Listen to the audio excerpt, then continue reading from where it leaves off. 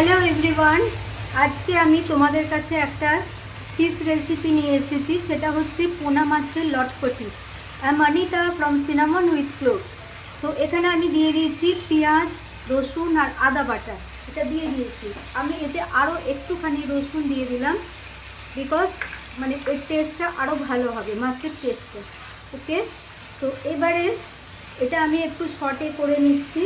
নিয়ে এইখানে দেখো এই মাছগুলো আমি ভেজে রেখেছি, 4 পিস মাছ আছে, এগুলো ভেজে রেখেছি। আর এইখানে আমি দিয়েছি দইয়ের সঙ্গে দিয়েছি হলুদ, কাশ্মীরি মির্চ, ঝাল মির্চ, অ্যান্ড এইটা হচ্ছে আমার হোমমেড মশলা, যেটা কালকে বললাম সব রকম মশলা মিক্স করে আমি করি।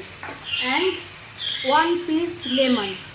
এটা লটপটি, এটা হচ্ছে পোনা মাছের lotpoti. This is so tasty recipe with rice. তোমরা দেখো, এটা ভাতের সঙ্গে, রুটির সঙ্গেও ভালো লাগে, বাট ভাতের সঙ্গে বেশি ভালো লাগে। ওকে, তো আমি এবার এটা মোটামুটি আমার ভাজা হয়ে গেছে।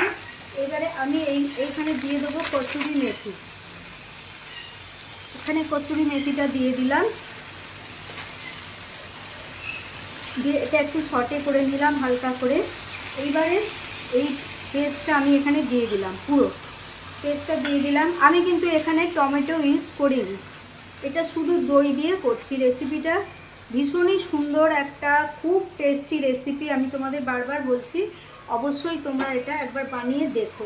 তো এখানে আমি এই স্টেজে দিয়ে দিলাম একটু ধনে পাতা। এবার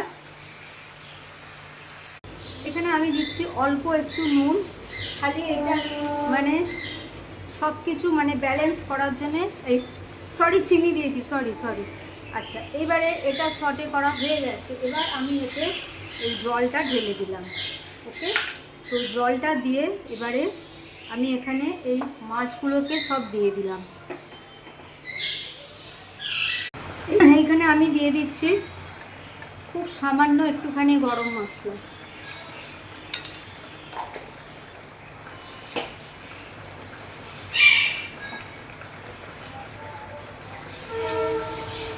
তো এই ছিল আমার আজকের রেসিপি।